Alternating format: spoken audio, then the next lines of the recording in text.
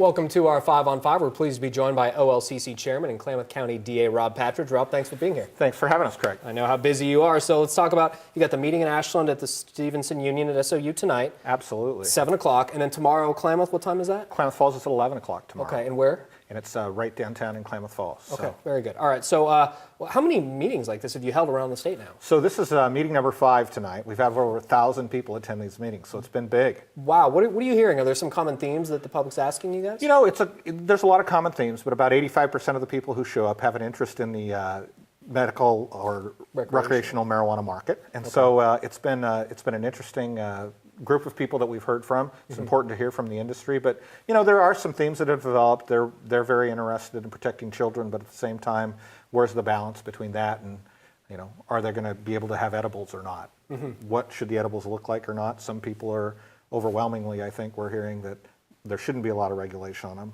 From that group, but in other groups we're hearing different things. So it's been an interesting time to listen to what they have to say. Absolutely. All right. So tell us about the process. I know you've talked to legislators. What action are they taking? And are you taking recommendations from the public, going to the legislators and working it out? And where does it go from there? You know, we're doing this listening tour. We had about 16,000 people go to marijuana.oregon.gov and fill out our survey. We've had about 150,000 site hits at marijuana.oregon.gov. And so we're the single source, but we're working with the legislature hand in hand. They're kind of getting educated and up to speed. We're out listening to the state. Next Friday, we anticipate the Liquor Control Commission is going to give the legislature a set of recommendations related to some policy issues, some technical fixes that need changed, as well as some things that are policy changes, but we feel that the Liquor Commission needs in order to properly enforce marijuana law that are missing from the measure. All right, very good. Well, we're going to take a quick break. We'll have much more with Rob in a moment. Stay with us.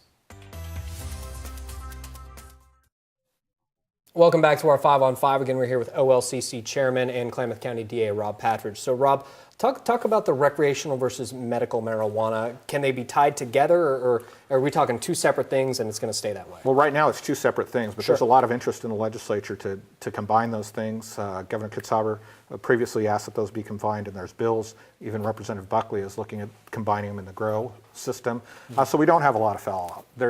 We need to have integrity so that we don't have a black market leakage. That's part of the reason we pass this, voters pass this. Yeah, okay. So you're obviously working with cities and county governments. You're familiar with a lot of these people, being a Southern Oregon resident. What are you hearing from cities and counties? They're pretty, bent, if you will, on taxing this. They really want to see that. They are bent on taxing this, and really that's going to be a legislative thing that they have to work out. And frankly, I think it's going to be worked out in the court as opposed to be worked out in the legislature.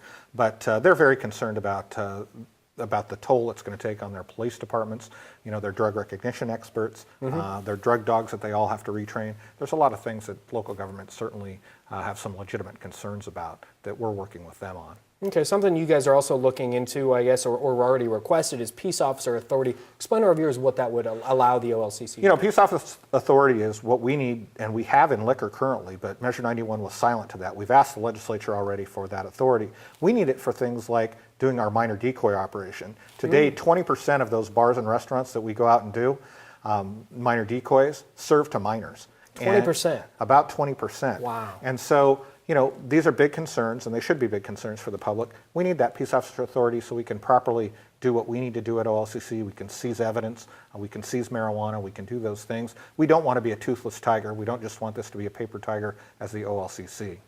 Interesting. All right, Rob. Good to see you as always. I know how busy you are. Thank you. Thank you, Craig. All right. Stay with us. We'll be right back.